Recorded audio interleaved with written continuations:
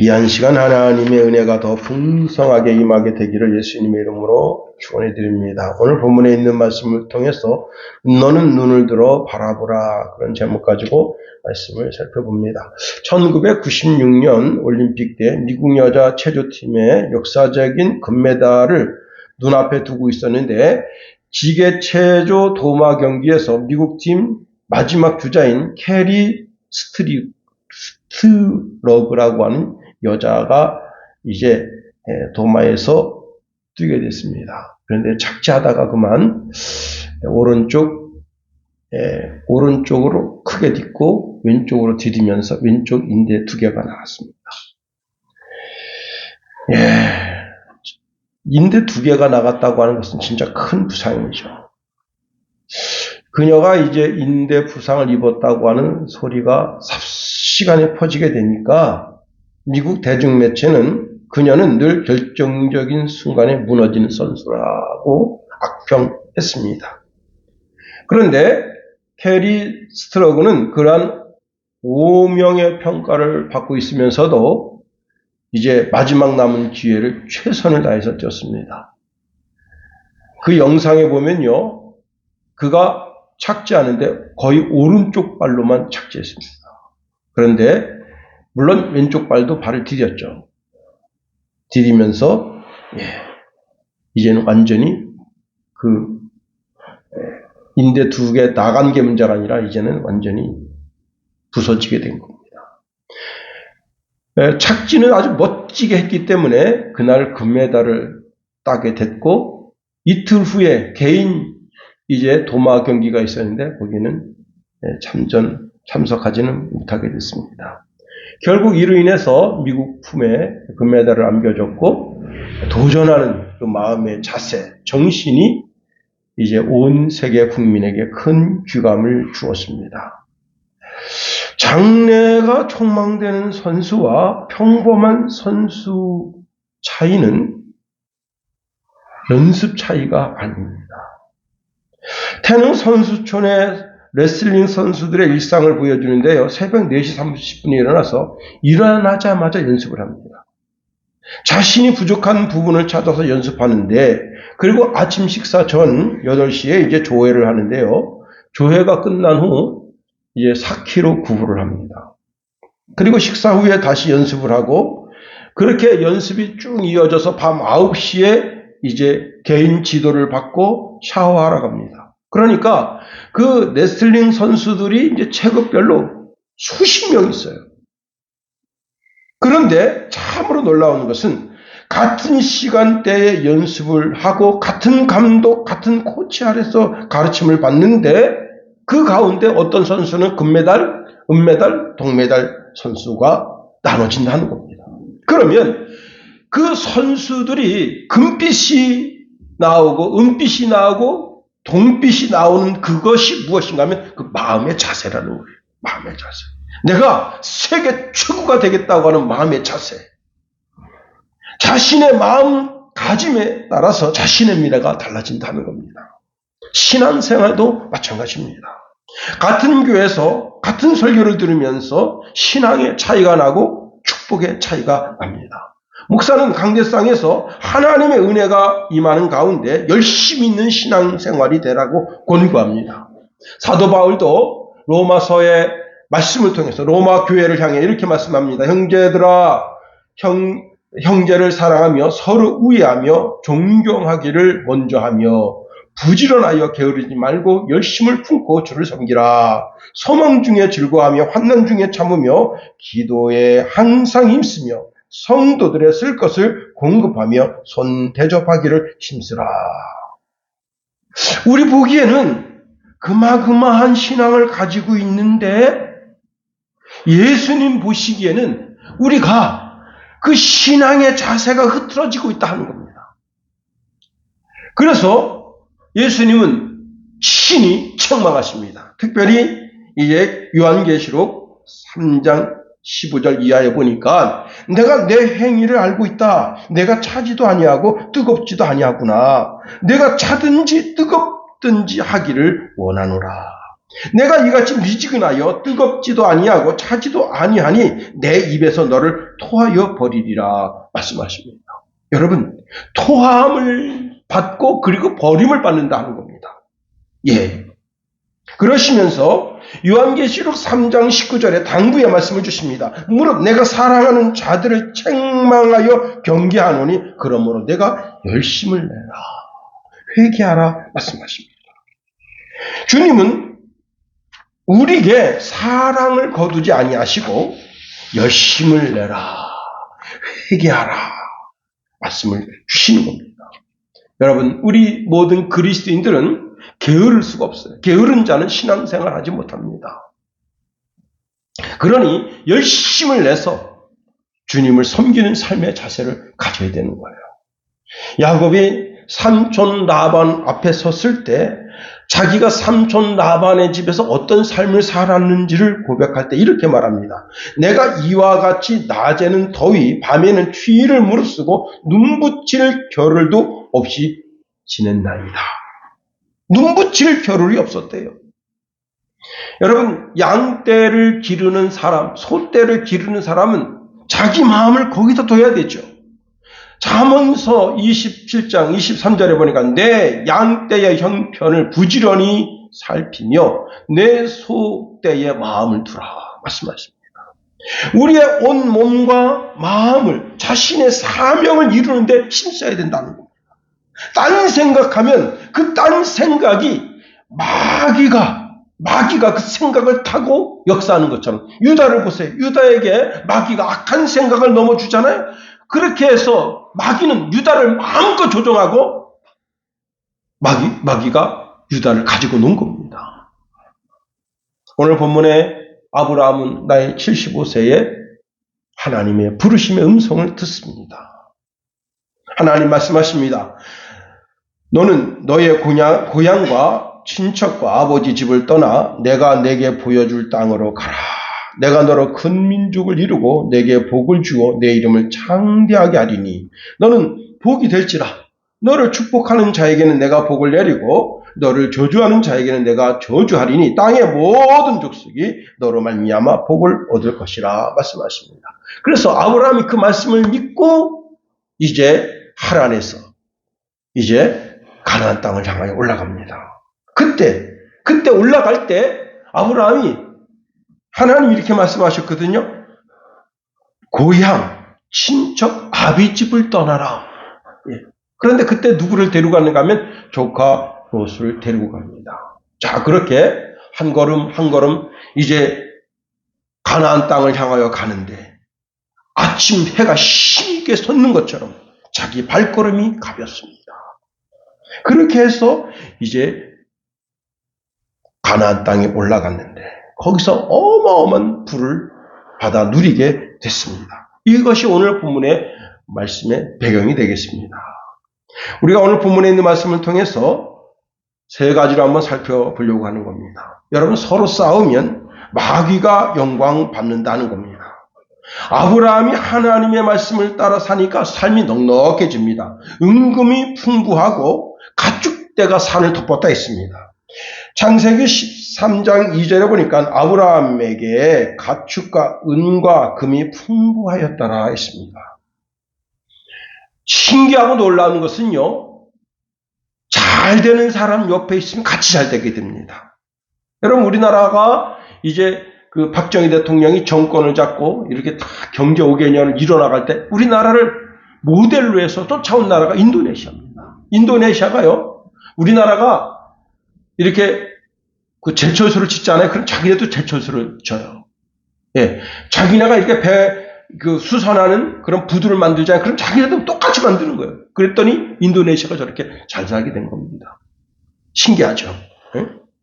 그래서 여러분, 중국도 우리나라 쫓아하는 거예요. 우리나라 쫓아서 막 경제 5개년 해가지고 막 해서 저만큼 올라왔는데, 사실 잘 되는 사람 옆에 있으면 같이 잘 되게 되는 겁니다. 그런데 아브라함이 잘 되니까 조카로도 잘 됩니다. 창세기 13장 5절 6절에 보니까 아브라함의 일행 롯도 양과 소와 장막이 있으므로 그 땅이 그들에게 동거하기에 넉넉하지 못하였으니 이는 그들의 소유가 많아 동거할 수 없음이니이었더라 했습니다. 소유가 많아. 아브라함의 소유도 많고 그리고 조카 롯의 소유도 많습니다. 그래서 두 집이 같이 한 군데 있을 수가 없는 거예요. 여러분 그 소 600kg 정도 되는 소가 하루에 먹는 생풀을 얼마 정도 먹느냐? 50kg에서 70kg를 먹는다 하는 겁니다. 그러니까 뭐 대단하죠. 그 다음에 건초, 마른 풀은 보통 10kg에서 15kg를 먹는답니다. 양은 어떨까? 양은 하루에 생풀을 7kg에서 10kg 정도 먹는다 합니다. 자, 이 척박한 땅. 저는 이제 성지순례를 갔다 왔거든요. 그런데 그 산에 그냥 끝도 없는 길이 나 있어요. 사람이 다니는 길이 아니고 양들이 다니는 길인데 그 사람은 거기 설 수가 없어요. 끝도 없이 산에 그냥 아주 좁은 길이 그냥 얼마나 많이 다니는지 몰라요. 양이 가서 거기 풀을 뜯어먹는 겁니다. 여러분, 아브라함의 양도 소도 수천 마리, 아브라함의 조카 롯도 그의 양이 수천 마리, 소도 수백 마리. 자, 목자들이 서로 전 목조지를 차지하려고 서로 다투게 되니까 목자끼리 다툽니다. 그런데 목자끼리 다투는데 원주민들이 보는 거, 야, 하나님 있는 사람도 싸우는구나. 응? 여러분 멱살 잡고 싸우고 귀싸대기 때리고 서로 막 각을 져가지고 막 칼을 들고 으르렁 대고 여러분 감정격하면 못할 짓도 하는 거예요. 그렇게 되니까 여러분 그렇게 목자들이 개활지에서 모든 사람들이 이렇게 쳐다보는 그 개활지에서 그렇게 싸우고 있으니까 사람들이 보고 야 예수 믿는 사람 참 잘한다. 말도 잘하고 쌈도 잘하네. 여러분 그게 영광될 게 하나님께 영광될 게 아무것도 없어요. 야고보서 4장 1절에 이렇게 말씀합니다. 너희 중에 싸움이 어디로부터 다툼이 어디로부터 나느냐. 너희 지체 중에 싸우는 정욕으로부터 나는 것이 아니냐. 야고보 3장 14절 16절에 그러나 너희 마음속에 독한 시기와 다툼이 있으면 자랑하지 말라. 진리를 거슬려 거짓말하지 말라. 이러한 지혜는 위로부터 내려오는 것이 아니요 땅 위의 것이요 정욕의 것이요 귀신의 것이니. 여러분 우리 마음속에 독한 시기가 나요. 질투가 나요. 싸움이 생깁니다. 막 싸우고 싶어요. 그게 뭐냐?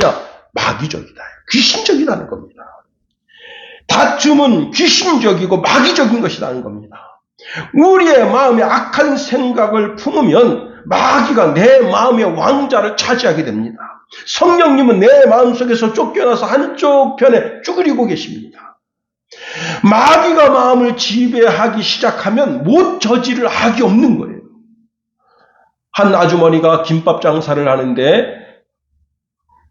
사실은 이 아주머니가 김밥 장사를 했던 것은 아니고 한 아저씨가 이제 김밥 장사를 하는데 김밥 장사가 잘 되니까 알바를 하나 구했는데 이 아주머니를 구했습니다. 그런데 이 아주머니가 거기서 이제 한 7년 동안 김밥을 배웠어요. 김밥을 배우는 그 어간에 이 남자 사장님은 이 아주머니한테 이거 맡기고 자기는 그냥 그 김밥집에서 돈만 빼가는 거예요.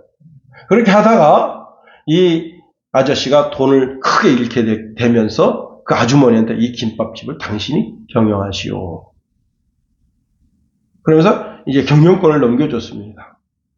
근데 그 아주머니는 거기서 돈을 꽤 벌었어요. 버는데 이제 거기가 이제 상권이 좋지 않아서 이 아주머니가 거기서 좀 멀어진 한 6, 7km 떨어진 곳에 가서 김밥집을 하는데 한 8년 정도 지났습니다. 그랬더니 이 아저씨가 이 아주머니가 김밥 파는 집을 찾은 거예요.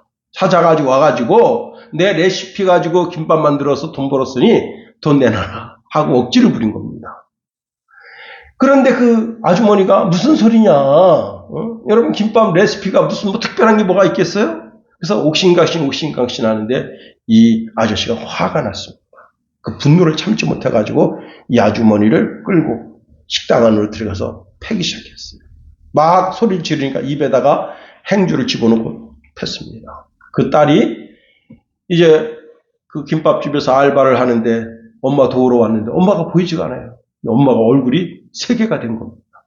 이렇게 하도 얻어맞아가지고 요만한 얼굴이 이렇게 된 거예요. 병원에 입원했는데 17일 만에 돌아가셨어요. 와. 그래가지고 최종적으로 이제 대법원까지 상고했습니다. 야, 인간이요. 근데 대법원에서 20년 때렸습니다. 그 마음에 악이 받치니까, 내 집에서 알바하던 년이, 이렇게 김밥집 잘 돼가지고 말이야, 크게 김밥집도 크게 하고 말이야, 알바도 몇 명씩 두고, 돈도 많이 버는데, 그때 그 배운 레시피 말이죠, 그거. 이게 여러분, 이게 말이 되냐고. 7, 8년이 지났는데.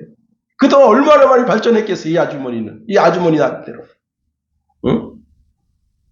여러분, 결국 그 마음의 시기, 악한 독을 해결하지 못하니까 살인자가 되고, 여러분, 20년. 근데, 20년 동안 썩어보세요. 감옥에서. 그와 마찬가지로, 교회가 싸우면 하나님께 영광될 것이 아무것도 없습니다. 잠언서 17장 14절에 다투는 시작은 둑에서 물이 새는 것 같은즉 싸움이 일어나기 전에 시비를 그칠 것이니라 말씀하고 있습니다. 다투는 것은 뚝이 터지는 것과 같다. 여러분, 우리나라에서 미사일을 개발했는데 현무사입니다. 1000km 날아가요. 그런데 이 천무사는 스텔스 기능이 있어가지고 레이더로 잡히지도 않고 그 다음에 마하사입니다. 그래서 어떤 미사일도 못 잡아요. 세계에서 빠른 미사일이 마하 3.4입니다. 근데 이건 마하4예요. 마하4인데 중국이 뭐 서해안에 뭐 저렇게 이상한 뭐 건조물 짓고 그 다음에 남북한 전쟁 났을 때 들었으면 어디 때려? 산사댐 때립니다. 산사댐 때리면 얼마가 죽느냐? 5억 4천 명 죽어요. 너네 남북한 전쟁해서 들어와. 그럼 우리가 산사댐을 때리겠다. 이 산사댐을 조정해 놓은 GPS 그걸 조정해 놓은 겁니다. 그러니까 중국이 아주 발끈했어요. 여러분, 산사댐 터지면 5억 4천 명 죽습니다. 서로 싸우면 산사댐 무너지는 것처럼 무너지게 되는 거예요. 지금 대한민국이 서로 싸우니까 어떻게 됩니까? 대통령을 탄핵해버린 거예요. 서로 싸우게 되니까 어떻게 됩니까? 대법관도 탄핵하겠다 이거야. 그 다음에 장관, 차관들 다 탄핵하고 장군들 다 탄핵하고 갈라디아서 5장 15절에 보니까 서로 물고 먹으면 피차 멸망할까 조심하라 했어요. 여러분, 전 세계가 대한민국을 부러워합니다. 여러분, 빌 클린턴 때서부터 대한민국, 저 동양이 조그만 나라가 진짜 부러운 나라다. 정말 유로제도가 이렇게 잘 돼 있냐 부러워했었는데 지금 전 세계가 저 대한민국 저거 어쩌려고 저러는가. 응? 여러분, 서로 물고 뜯으면 망하는 것뿐입니다. 전 세계 수많은 선교사들이 나가 있습니다. 선교사들이 가서 선교하는데 예수 믿으세요 하고 복음 전할 때 여러분, 그전에는 선교사들 와 대한민국에서 오셨구나 그리고 반가워하며 좋아했는데 이제는 어떡합니까? 야, 너네 나라나 잘 다스려라. 응? 여기 가서 뭐 예수 이런 소리 하지 말고. 그렇습니다. 자, 아브라함의 목자와 롯의 목자가 서로 싸움 속엔 사탄이 역사하는 것뿐입니다. 두 번째로 화평케 하는 자가 되어야 한다는 겁니다. 로마서 12장 18절에 보니까 할 수 있거든 너희로서는 모든 사람과 더불어 화목하라 말씀하십니다. 하나님은 우리가 직접 원수 갚는 일을 금하고 계셔요. 하나님 아버지께서 친히 원수를 갚아주시겠다고 하는 겁니다. 그러면서 우리에게 삶의 지침서를 주십니다. 원수가 먹을 것이 없어 굶고 있으면 먹을 것을 주고 목말라 하며 마실 것을 주십시오. 이렇게 하는 것은 그의 머리 위에 숯불을 쌓는 것이기 때문입니다. 말씀하고 있습니다. 우리가 선을 베풀며 살 때, 그때 우리가 선을 행할 때 하나님이 우리와 함께 하시는 거예요. 우리가 악을 행하면 마귀가 함께 하는 거예요. 그러므로 선을 베풀므로 마귀에게 치지 말라는 겁니다. 우리 삶의 갈등을 없애고 조화로운 행동이 있어야 된다. 예수님도 화평케 하는 자는 복이 있다. 그들이 하나님의 아들이라 일컬음을 받는다 말씀하십니다. 자, 두 목자 싸움이 이제는 아브라함과 그 조카 롯의 싸움이 됐습니다. 여러분, 애들 싸움이 어른 싸움 된다 하잖아요? 자, 아브라함은 자기 마음속에 100번 양보하고 1000번 양보하려는 마음을 가지는데, 그러나 롯은 그렇지 않아요. 롯은 그 마음의 불편함을 풀지 않습니다. 그래서 아브라함의 마음을 불편하게 만들어요. 그래서 아브라함이 말합니다. 우리는 한 친족이라 나나 너나 내 목자나 서로 다투게 하지 말자. 여러분, 이 말이 무슨 뜻이에요? 이 다툼이 누구로부터 왔다는 거예요? 목자가 싸우고 싶어서 싸운 게 아니에요. 이 롯이 자꾸 싸우게 부추긴 거예요. 그래서 아브라함이 말하는 거예요. 서로 다투게 하지 말자. 내 앞에 온 땅이 있지 아니하냐? 나를 떠나가라. 내가 좌하면 나는 우하고 내가 우하면 나는 좌하리라. 여기서 아주 중요한 것이 있습니다. 두 사람이 갈라서는 거예요. 같은 교회 다니는데 마음이 불편해서 교회가 여기뿐이 하고 다른 교회 가는 거예요. 그런데 여러분, 우리가 생각해야 되는 겁니다. 내 감정, 내 마음대로 하면 그것이 하나님께 영광이 되겠는가? 내 감정을 내세우면 마귀의 영광이 되는 거예요. 생각하면 답이 나오는 거예요. 여러분, 아브라함이 나를 떠나라. 내가 좌하면 나는 우하고 내가 우하면 나는 좌하리라. 그렇게 말할 때 조카 롯이 아유 삼촌, 그게 무슨 말씀이에요? 내가 이 축복의 땅을 떠나면 되겠어요? 저는 못 떠납니다. 내가 삼촌은 축복의 사람인 줄 아는데 어떻게 축복의 사람을 떠나겠어? 하고 아브라함 붙잡아야 되는 거예요. 그런데 그는 축복의 사람도 축복의 땅도 자기 눈에는 성에 차지 않습니다. 그리고는 무섭게도 그는 소돔성을 선택했다 하는 겁니다. 여러분, 악한 마음을 품는 사람은 진리를 잃어버리게 되는 거예요. 교회에 나오는 것도 돈 버는 수단으로 나오는 거지 진리를 추구하기 위해서 나오는 것이 아닙니다. 여러분, 지금 가지고 있는 것으로 만족하면 경건에 큰 도움이 되는 거예요. 우리가 세상에 올 때 빈손으로 왔다는 사실을 알아야 됩니다. 그리고 하나님께 돌아갈 때도 아무것도 가지고 가지 못합니다. 그러니 내 삶에 먹을 음식과 입을 옷이 있다면 만족한 줄 알아야 됩니다. 부자가 되려고 애를 쓰고 길을 쓰면 스스로 함정에 빠져들게 되는 거예요. 자기 일생을 망치게 되는 거예요. 제가 어제 이제 설교 준비하면서 인터넷 신문을 보는데 미국 빌 게이츠에 대한 이야기가 나옵니다. 예, 그 재산이 어마어마합니다. 그런데요, 이렇게 고백했습니다. 나는 부자로 죽지 않겠다. 나는 가난하게 죽겠다는 겁니다. 2045년까지 자기 전 재산을 기부하겠다. 한 푼도 자녀한테 남겨주지 않겠다. 정말 멋지지 않습니까? 여러분, 하나님이 자신의 평생에 주신 축복을 가난한 이웃들에게 나눠주는 삶을 살겠다. 정말 공부하고 싶은데 돈이 없어서 공부 못하는 학생들에게 그 돈을 놀아주겠다. 지역에 학교를 세우고 연구소를 세워서 그 학생들이 그 연구소에서 정말 멋진 아이템을 개발하도록 돕겠다. 그렇습니다. 여러분, 우리가 하나님 심판대 앞에 섰을 때 인정받는 믿음이 있습니다. 그것은 뭐냐? 고아와 과부를 신원하는 거예요. 하나님 아버지께서 친히 말씀하십니다. 내가 진실로 너희에게 말한다. 너희가 여기 내 형제 중에 지극히 작은 자 하나에게 한 것이고 나에게 한 것이다 말씀하십니다. 여러분, 우리가 돈과 하나님을 같이 섬길 수가 없는 거예요. 돈을 사랑하면 부모님께 효도하지 못하게 되는 거예요. 돈을 사랑하면 하나님께 드릴 11조도 껴먹는 거예요. 그렇습니다. 자, 조카 롯은 육신의 눈을 들어서 봅니다. 육신의 눈에 좋은 것을 쫓아가면 반드시 망하는 거예요.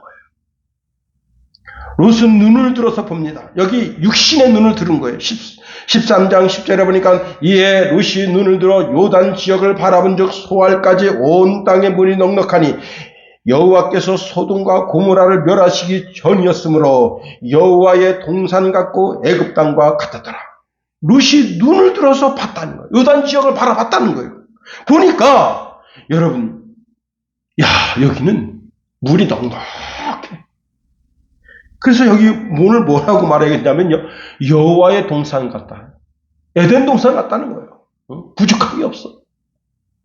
그리고 여기가 무엇과 같은가? 애굽 땅 고센 지역. 야, 거기 그냥 목초가 그냥 풀이 그냥 나나. 그러니까 이 조카롯이 생각할 때 이 척박한 땅에서 우리가 이렇게 지금 얼마 노력하지도 않았는데 큰 부자가 되고 은금이 많아지게 됐는데 이제 소돔과 고모라성 이 지역에 들어가서 우리가 이 목축업을 한다면 아브라함이 가지고 있는 그 부의 몇 배를 누리게 될 것이다 라고 하는 착각을 가지고 있는 거예요. 그렇습니다. 더더욱 여기는 소돔 성입니다. 성이의 성, 시티, 소돔 시티입니다. 그러니까 문화가 발전된 거예요. 이 자녀들을 양육하기 좋은 곳이고, 자, 또 자기 두 딸을 여기서 배필을 만나서 결혼시키기에 좋은 지역입니다. 제가 이제 유튜브를 많이 보는데, 유튜브 가운데 쇼트 영상을 많이 보는데, 한 어머니가 자기 아들이 뭘 하냐면 이제 소를 길러요. 소를 한 80마리 기르고 돼지도 한 100여 마리, 120마리 정도 기릅니다. 근데 장사를 못 가요.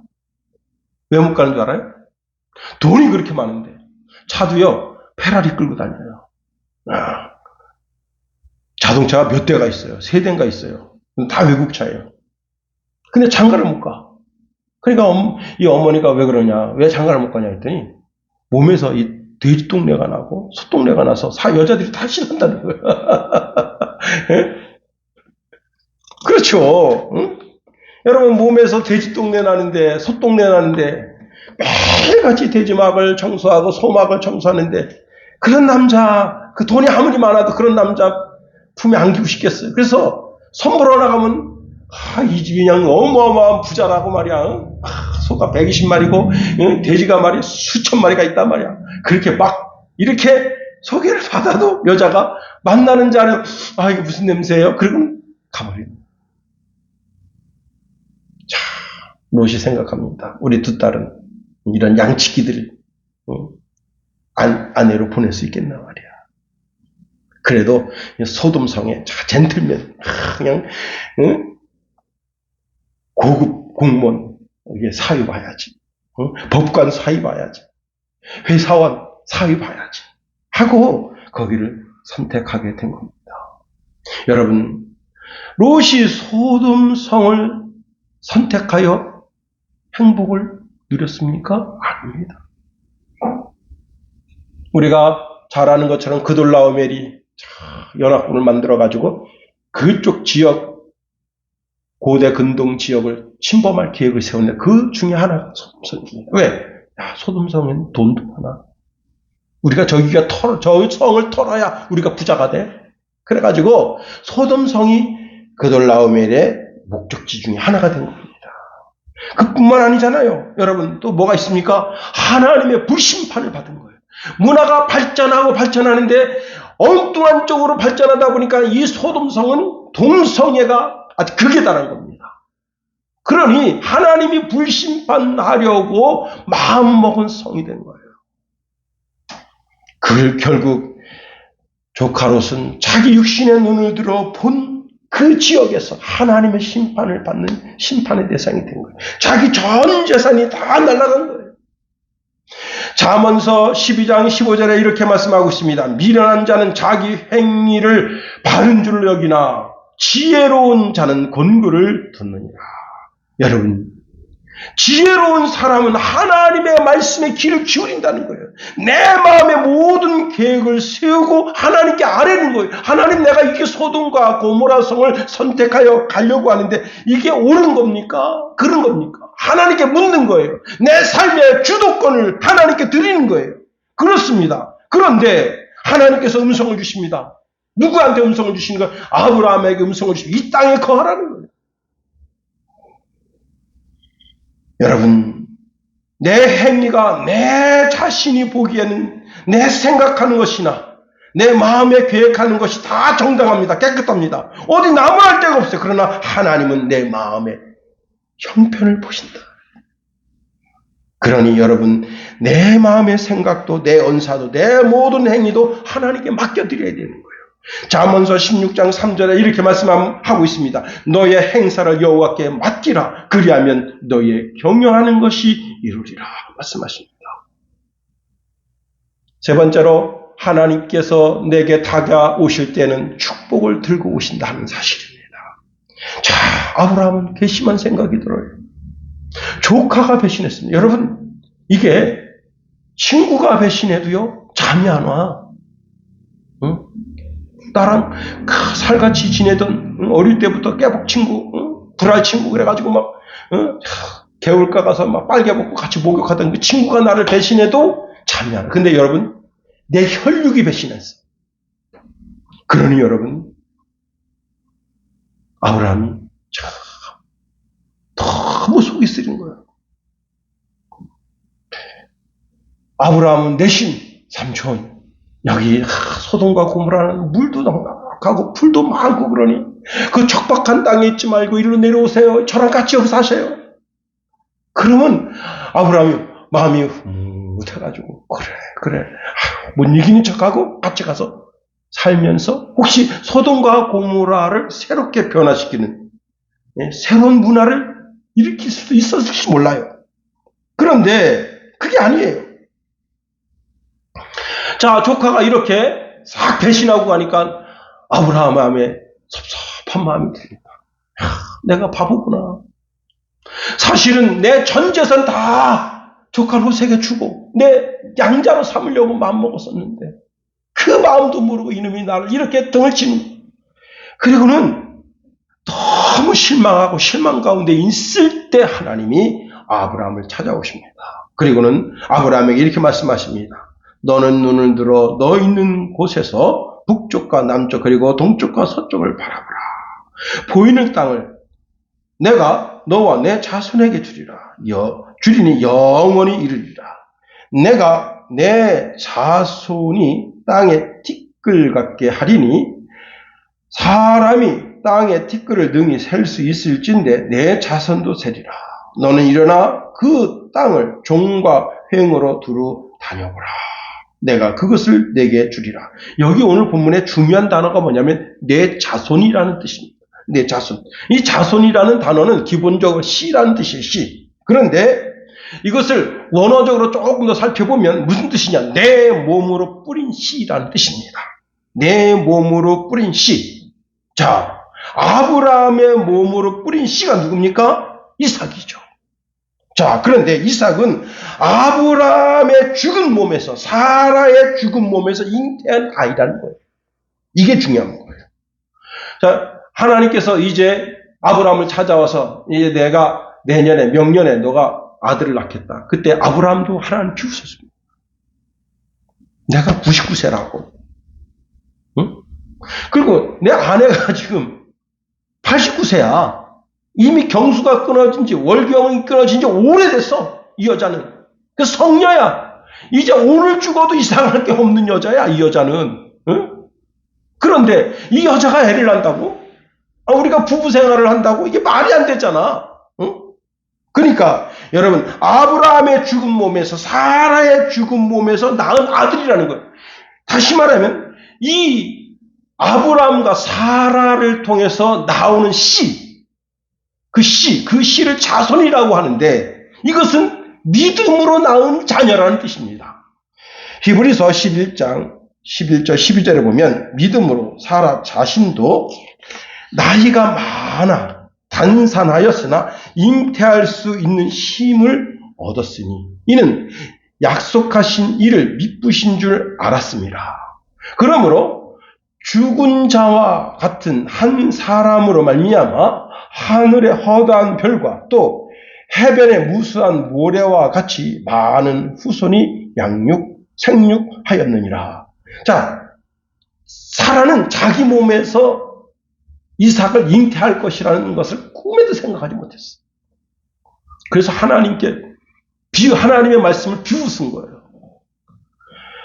사라는 여자로서 생명이 끝난 여자입니다. 그런데 뭘 했다고요? 하나님의 말씀을 믿었다는 거예요.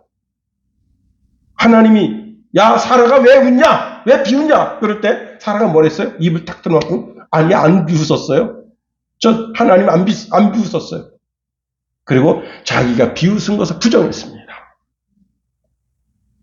그리고는 그 하나님의 약속의 말씀을 믿은 거예요. 그 믿음의 고백이 뭐냐? 바로 예배입니다. 여러분 18절 말씀에 이렇게 말씀하고 있네요. 이에 아브라함이 장막을 옮겨 헤브론에 있는 만물의 상수리 수풀에 이르러 거주하며 거기서 여호와를 위하여 제단을 쌓았더라. 하나님의 약속의 말씀을 믿는 믿음이 뭐냐? 바로 예배입니다. 아브라함은 하나님을 바라보면서, 전능하신 하나님을 바라보면서 그 약속이 이루어질 줄 믿는 믿음으로 예배를 드리는 거예요. 나에게 희망이 사라지고 기대가 사라집니다. 그런데 하나님 쪽에서 소망이 와요. 그럴 때 우리는 그 소망을 붙잡아야 되는 거예요. 미래적 현실로 보아야 하는 거예요. 자, 우리가 하나님이 제시하는 소망을 붙잡는 행위가 뭐냐? 그게 바로 예배입니다. 예배하는 자리에는 예수님이 함께 하십니다. 그 예배를 받으시기 위해서 성부 하나님도 임하십니다. 요한복음 4장 23절 24절에 보니까 아버지께 참되게 예배하는 자들은 영과 진리로 예배할 때가 오나니 곧 이때라. 아버지께서는 자기에게 이렇게 예배하는 자들을 찾으시느니라. 하나님은 영이시니 예배하는 자가 영과 진리로 예배할지니라. 두세 사람이 예수 이름으로 모이면 예수님께서 거기 함께 계신다. 그리고 예배는 무엇으로? 성령과 진리로 예배한다. 삼위 하나님의 능력을 덧입어서 우리가 예배하는 거예요. 자, 아브라함이 끝까지 놓지 않은 것이 무엇이냐? 내 몸으로는 그게 안 돼. 내 몸으로, 내 아내 몸으로도 그게 안 돼. 이거는 과학적으로, 이성적으로 이건 안 되는 거야. 그런데 그 하나님의 약속의 말씀을 믿는 믿음의 행위가 뭐라고요? 예배라, 예배. 예배를 드리면서 나는 그 약속의 말씀을 믿습니다라고 하는 것을 고백하는 거예요. 여러분, 우리가 주님 이 땅에 강림하실 때 내 육체가 부활해서 부활체를 입는다는 거, 이건 사람 생각으로 믿어지는 게 아니야. 과학적으로도 어떻게 될 수가 있는 게 아니야. 이성적으로 뭐가 될 수 있는 것이 아니에요. 그런데 우리가 예배를 드리는 것은 그 말씀 그대로 될 줄 믿는 거예요. 그 믿음으로 되는 거예요. 그렇습니다. 자, 지금 하나님께서 뭐라 말씀하시는 거예요? 내가 지금 자식이 없어. 자식으로 여길 지금 조카 롯은 떠났어. 이제 엘리에셀도 떠나요. 그 다음에 이스마엘도 떠나. 그런데 하나님이 미래적으로 너 자식이 하늘의 별처럼 많아진다. 바다의 모래알처럼 무수히 많아지게 된다. 그 약속의 말씀을 믿는 거예요. 그 약속을 믿는 믿음으로 나아가는 거예요. 더 놀랍고 놀라운 것은 여러분, 그 믿음으로 낳은 자식들이 오늘 우리라는 사실이에요. 에베소서 3장 6절에 이런 말씀을 줍니다. 이는 이방인들이 복음으로 말미암아 그리스도 예수 안에서 함께 상속자가 되고 함께 지차가 되고 함께 약속에 참여하는 자가 됨이라. 갈라디아서 3장 7절 8절을 보니까 아브라함이 하나님을 믿음에 그것을 그에게 의로 정하셨다 함과 같으니라. 그런즉 믿음으로 말미암은 자들은 아브라함의 자손인 줄 알지어다. 우리가 누구라고요? 아브라함의 자손입니다. 믿음으로 바라보는 자들, 오늘 이 시간에 믿음으로 하나님을 바라보는 모든 자들은 다 아브라함의 자녀라.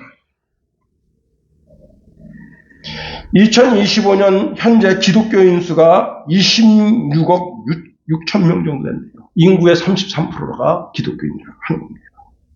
이들은 다 누구의 자손? 아브라함의 자손이다. 하나님이 내 자손이라고 말한 그 후손에서 누가 오셨습니까? 예수님이 오셨어요. 여러분, 이 땅에 아브라함의 후손은 예배하는 후손, 그 후손이 다 잘되게 하시는 거예요. 창세기 21장에 보면 당시 아비멜렉이 군대장관 비고를 데리고 아브라함에게 평화조약 맺으러 옵니다. 왜? 아브라함 보니까 자꾸 더 잘 돼. 자꾸 더 잘 되는 게 뭐예요? 이 가나안 땅에 여기서 뭐가 될 땅이 아니거든. 응? 가나안 땅에 여러분 거기서 뭐가 될 땅이 아니에요. 뭐 미국도 여행 가고 일본도 여행 가고 유럽도 여행 가는데 여러분 반드시 이스라엘을 꼭 여행하세요. 계획을 세워가지고 이스라엘 땅만이라도 한 일주일 열흘 이렇게 다 갔다 오세요. 그러면 성경 말씀이 이해가 가는 거예요. 이 가나안 땅에서 뭐가 될 게 없어. 그 척박한 땅이에요. 그런데 아브라함이 거기서 자꾸 부자가 되는 거야. 양떼가 이 산을 잡고 저 산을 덮어. 소떼가 그냥 막 기변말이야. 이런 걸 바라보면서 와, 아브라함이 점점 부가 이렇게 올라가게 되면 어떻게 돼요? 아비멜렉 자기 나라를 집어먹게 되는 거예요. 그걸 보는 거예요. 그렇게 될 때 어떻게 이렇게 말하고 있습니다. 그대가 하는 모든 일에 하나님이 함께 하십니다. 그러니 하나님 앞에서 나와 내 자녀와 내 자손들에게 거짓된 일을 하지 않겠다고 약속해 주십시오. 내가 당신에게 친절을 베풀었듯이 당신도 나에게 그리고 당신이 나그네로 살았던 이 땅에서 친절을 베풀어 주십시오 하고 평화주의하거든요. 제발 당신과 당신 자녀 자손들이 우리 이 블레셋 사람들을 괴롭혀서 죽이고 아예 지도상에서 없애버리는 그렇게 하지 말고 제발 평화주의하고 내려주십시오. 살게 해주십시오. 요셉이 애굽의 노예로 팔려갔습니다. 그런데 여러분 하나님께서 요셉에게 내 눈을 들어 신령한 세계를 바라보라 하고 꿈을 주셨잖아요. 그런데 그 요셉이 거기서 창대하게 되니까 하나님의 영광이 나타나는 거 아니에요.